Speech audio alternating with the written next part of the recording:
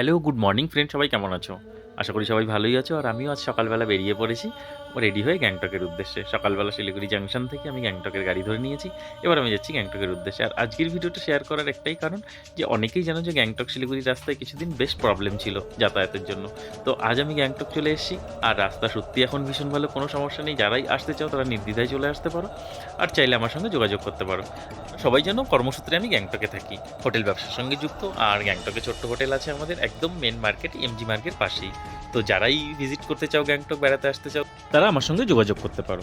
আমিও অনেকদিন পর গ্যাংটক ফিরছিলাম, তো ভীষণই ভালো লাগছিল। দেখো আমি একটা টানেলের মধ্যে দিয়ে যাচ্ছি, যেটা শিলিগুড়ি টু গ্যাংটক ওয়েতেই করবে, আর ভীষণ সুন্দর। আর আমি সেটা পার করে এবার আলটিমেটলি চলে এসেছি গ্যাংটকে। এবার তোমরা দেখতে পাচ্ছ যে আমি আর 3 কিলোমিটার ডিস্টেন্সেই আছি এখান থেকে গ্যাংটক, আর 3 কিলোমিটার শুধু।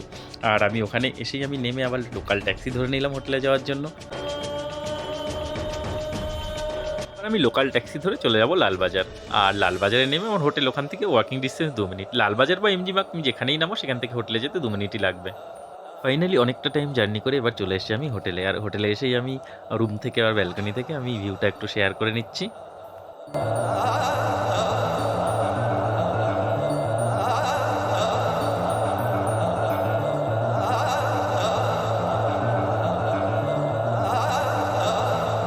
ঠিক আছে হোটেলে, আবার এবার ব্যস্ত হয়ে যাওয়া কাজকর্ম নিয়ে। চলো দেখা হবে নেক্সট ব্লকে। Tata, bye bye.